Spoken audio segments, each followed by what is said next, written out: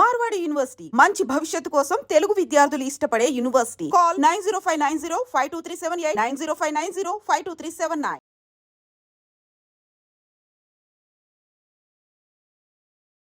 గత బుధవారం రోజే మనకు తెలుసు ఈడీకి సంబంధించిన ఆఫీసెస్ మన హైదరాబాద్ లో అట్లాగే వెంగళరావు నగర్ లో ఈ సురానా గ్రూప్ అట్లాగే సాయి సూర్య డెవలపర్స్ కార్యాలయంలో ఇది రియల్ ఎస్టేట్ కి సంబంధించిన కంపెనీ. ఈయన మీద చీటింగ్ కేసు అయితే కొంతమంది నమోదు చేయడంతో ఈడీ రంగంలోకి దిగింది. అట్లాగే ఈడీకి సంబంధించిన సోదాలు మొన్న లాస్ట్ బుధవారం రోజే పూర్తిగా వాళ్ళ ఇళ్లలో ఆఫీసుల్లో పూర్తిగా సోదాలు అయితే నిర్వహించిన పరిస్థితి. ఓకే, వాళ్ళేమో బిజినెస్ మ్యాన్లు మేబీ కావచ్చు అని అనుకున్నటువంటి తరంలో ఇప్పుడు వాళ్ళు అంటే ఈడీ ఆఫీసర్స్ ఎప్పుడైతే ఈ కార్యాలయాల్లో సోదాలు చేసిండ్రో అప్పుడు వీళ్ళు యాడ్ ప్రమోషన్ కింద హీరో మహేష్ బాబు అంటేనే ఆయన ఎంత పెద్ద స్టారో మనందరికీ తెలుసు. అట్లాంటి స్టార్ యాక్టర్ మీదనే ఇప్పుడు ఈడీ ఫోకస్ చేసింది.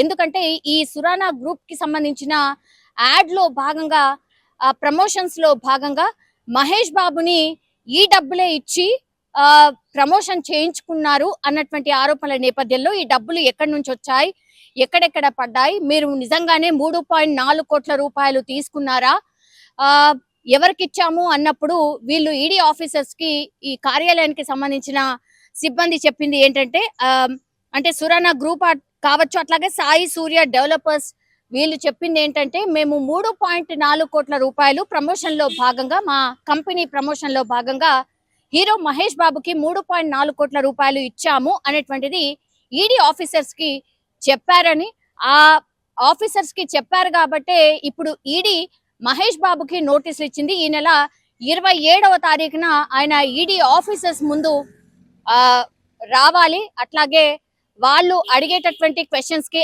ఆన్సర్ చేయాలి అనేటువంటిది ఇప్పుడు అతిపెద్ద బ్రేకింగ్ అనుకోవచ్చు. ఎందుకంటే మనకు తెలుసు ఈ మధ్య కాలంలో ఇన్ఫ్లుయెన్సర్స్ కావచ్చు లేదంటే మిగతా యాక్టర్స్ ఎవరైతే ఉన్నారో వాళ్ళు బెట్టింగ్ యాప్స్ ప్రమోషన్ చేస్తున్నారు, లేదంటే గేమింగ్ యాప్స్ ప్రమోషన్ చేస్తున్నారు, చాలా మంది చావులకు కారణం అవుతున్నారు అనేటువంటిది ఒకవైపు నడుస్తోంది. అక్కడ కూడా ఈడీ దృష్టి సారించింది. ఎందుకంటే ఇది చిన్న స్కామ్ కాదు, చాలా పెద్ద స్కామ్. మనకు కనిపిస్తోంది ఓన్లీ ఈ బెట్టింగ్ యాప్స్, గేమింగ్ యాప్స్ అనేది, కానీ కోట్ల రూపాయల లావాదేవీలు జరిగాయి అనేటువంటిది ఈడీ ఆఫీసర్స్ కి ఊపంది. సో ఈడీ ఆఫీసర్స్ కి కొంచెం క్లూ దొరికింది. అందుకనే ఇది అందులో భాగంగానే ఇప్పుడు ఈడీ ఆఫీసర్స్ చీటింగ్ కేసు నమోదైంది కాబట్టి కంపెనీస్ మీద వాళ్ళు ఎంక్వైరీకి వెళ్ళినప్పుడు ఈడీ ఆఫీసర్స్ కి వీళ్ళు చెప్పింది ఏంటంటే మేము ప్రమోషన్ లో భాగంగా 3.4 కోట్ల రూపాయలు మహేష్ బాబుకి ఇచ్చాం. ఇప్పుడు మహేష్ బాబు మరి ఐటీ కింద చెల్లించారా లేదా, మహేష్ బాబుకి ఇప్పుడు పూర్తిగా ఈ 3.4 కోట్ల రూపాయలు వాళ్ళు చెల్లించామని చెప్పారు, వీళ్ళు ఎట్లా తీసుకున్నారు, నిజంగానే చెల్లించారా లేదా? సో ఇలా చాలా క్వశ్చన్స్ అయితే ఈడీ ఆఫీసర్స్ అడిగే ఛాన్సెస్ కనిపిస్తూ ఉన్నాయి. కానీ మహేష్ బాబు ఎప్పుడు కూడా కాంట్రవర్సీలో ఉండరు. ఆయన ఏంటో, వాళ్ళ ఫ్యామిలీ ఏంటో, అట్లాగే ఆయన సినిమాలు ఏంటో అక్కడి వరకే చూసుకొని చాలా కామ్ గా ఉంటాడు. ఎక్కువ కూడా మీడియాకి ఎక్స్పోజ్ కాడు. అఫ్ కోర్స్ కొన్ని యాడ్స్ అయితే చేశారు, బట్ ఇవన్నీ తెలియకుండా ఇట్లా ఈడీ ఉంది, ఇట్లాంటి ఆఫీసెస్ ఉన్నాయి, ఇట్లా మన మీద దృష్టి సారిస్తారు అని తెలియకుండానైతే డెఫినెట్లీ చేసి ఉండరు. కానీ ఈ కేసులో మరి ఏమైంది ఏంటి అనేది తెలియాల్సి ఉంది. ఇప్పుడు ఈడీ అఫీషియల్స్ ముందు, ఈడీ ఆఫీసర్స్ ముందు 27వ తారీఖున మహేష్ బాబు అటెండ్ కావాల్సిందిగా నోటీసులు అయితే జారీ అయ్యాయి. మరి మహేష్ బాబు వెళ్తారా, లేకపోతే షూటింగ్స్ అనో లేకపోతే ఇంకేటనో, ఆయన షూటింగ్ లో కూడా కొంత బిజీ ఉన్నారు, రాజమౌళికి సంబంధించిన షూటింగ్ కూడా చేస్తున్నారు కాబట్టి ఆయన అందుబాటులో ఉంటే వస్తారా, లేదంటే లాయర్ ద్వారా ఏమన్నా కబురు పంపిస్తారా?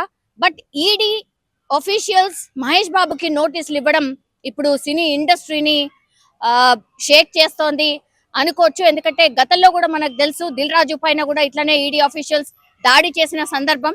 మేము ఎక్కడ కూడా ఈడీని కావచ్చు లేదంటే మనం ఏదైతే పన్ను కట్టాలో అది ఎగ్గొట్టే ఉద్దేశం మాకైతే డెఫినెట్లీ లేదు, మేము క్లియర్ అండ్ ఫేర్ గానే ఉంటాము అని సినీ ఇండస్ట్రీకి సంబంధించిన పెద్దలు చాలా టైమ్స్ అయితే చెప్పినటువంటి సిచ్యువేషన్. మరి మహేష్ బాబు కేసులో ఏమవుతుంది ఏంటి అనేది చూడాల్సిందే.